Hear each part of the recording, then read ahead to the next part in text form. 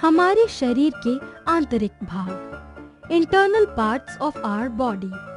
कठिन शब्दार्थ, उच्छ्वसन, सांस लेना, घुलना, द्रव में किसी पदार्थ का मिलना। आंतरिक, अंदर का क्षेत्र या भाग। कंकाल, मानव शरीर का ढांचा। रक्षा करना, विशिष्ट प्रयासों द्वारा बचाव। यद्यपि हम सभी एक दूसरे से भिन्न हैं, किंतु हम सभी समान पदार्थ से बने हैं। हम सभी के आंतरिक अंग समान हैं,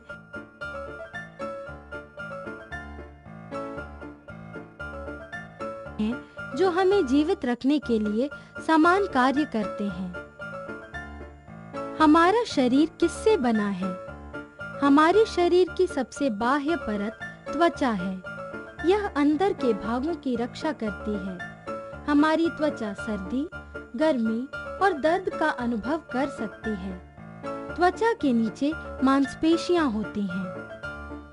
हमें हिलने डुलने व घूमने में 650 मांसपेशियां सहायता करती हैं। वे सभी अस्थियों से जुड़ी होती हैं। वे छोटी या बड़ी होकर गति में सहायता करती हैं। इसे दूसरे शब्दों में सिकुड़ना और फैलना कहते हैं। हमारे शरीर में 206 हड्डियां हैं। ये सभी आपस में मिलकर कंकाल बनाती हैं, जो हमारे शरीर को आकृति और सहायता देता है। हमारे आंतरिक अंग इस ढांचे के अंदर सुरक्षित रहते हैं। क्या आप जानते हैं, एक मांसपेशी केवल स्वयं को छोटा कर सकती है, जबकि अन्य दूसरी मांसपेशी को इसके विपरीत दिशा में कार्य करना पड़ता है, जिससे ये फैल सके। हमारे प्रमुख आंतरिक अंग। शरीर के भीतर के कोमल अंग आंतरिक अंग कहलाते हैं। आंतरिक अंग ऊतकों से बने होते हैं। आंतरिक अंगों के अंतर्गत मस्तिष्क, फेफड़े, हृदय, यकृत, वृक्क, अमाशय और आंत आते हैं। मस्तिष्क। मस्तिष्क हमारे सिर के अंदर स्थित होता है। इसकी रक्षा खोपड़ी करती है। यह महत्वपूर्ण अंग है। यह हमारे शरीर को कार्य करने और दूसरे अंगों को नियंत्रित करने में मदद करता है। दूसरे शब्दों में, मस्तिष्क हमारे शरीर का नियंत्रक होता है। मस्तिष्क हमारे शरीर के भीतर व बाहर होने वाली क्रियाओं के बारे में विभिन्न संदेश प्राप्त करता है।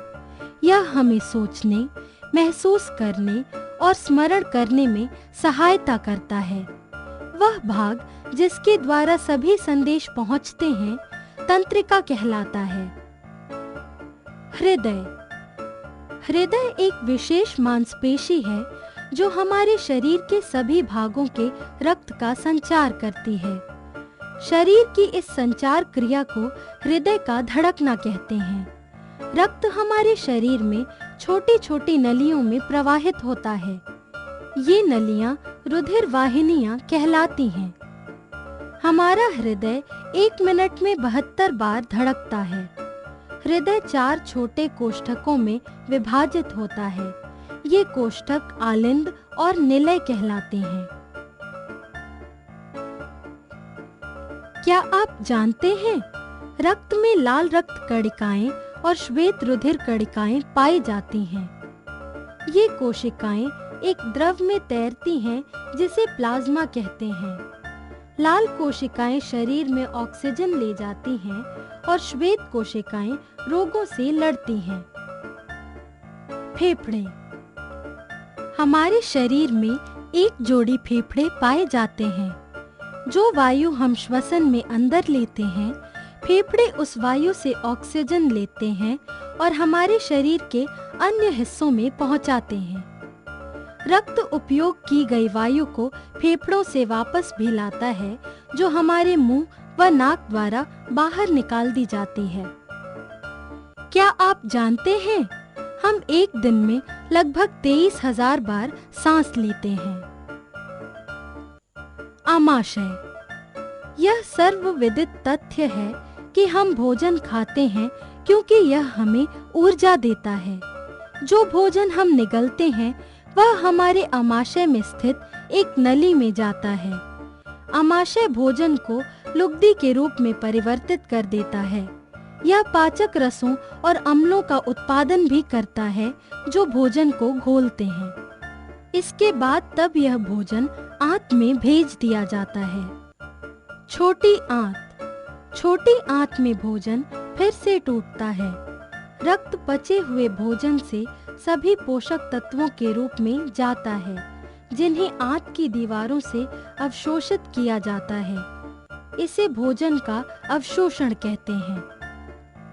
बड़ी आंत। भोजन छोटी आंत से बड़ी आंत में जाता है। बड़ी आंत जल व खनिज लवणों को अवशोषित करती है और इसे रक्त में भेज देती है। भोजन का वह भाग जिसे हमारा शरीर उपयोग नहीं कर सकता वह गुदा द्वारा शरीर से बाहर निकाल दिया जाता है। वृक्क। हमारे उदर में सेम के बीज के आकार के 2 अंग पाए जाते हैं। ये वृक्क कहलाते हैं। ये पानी, लवण और दूसरे व्यर्थ पदार्थों को रक्त से छान देते हैं। यह व्यर्थ पदार्थ मूत्र में बदल जाता है और मूत्राशय में एकत्र हो जाता है। मूत्राशय जब पूर्णतः भर जाता है तो मूत्र को बाहर निकाल दिया जाता है। वृक्क महत्वपूर्ण आंतरिक अंग है। हमें इन अंगों के प्रति सचेत रहना चाहिए। क्या आप जानते हैं भोजन को पूर्णतः पचने में 6 घंटे लगते हैं, इसलिए हमें बार-बार खाना नहीं चाहिए। स्मरणीय तथ्य। रक्त में 2 प्रकार की कोशिकाएं होती हैं, लाल रुधिर कोशिकाएं और श्वेत रुधिर कोशिकाएं। सांस लेना और सांस छोड़ना श्वसन के अंतर्गत आते हैं। मूत्र एक थैलीनुमा मूत्राशय में एकत्र होता है। हमें 2 भोजन अवकाश के मध्य कम से कम 6 घंटे का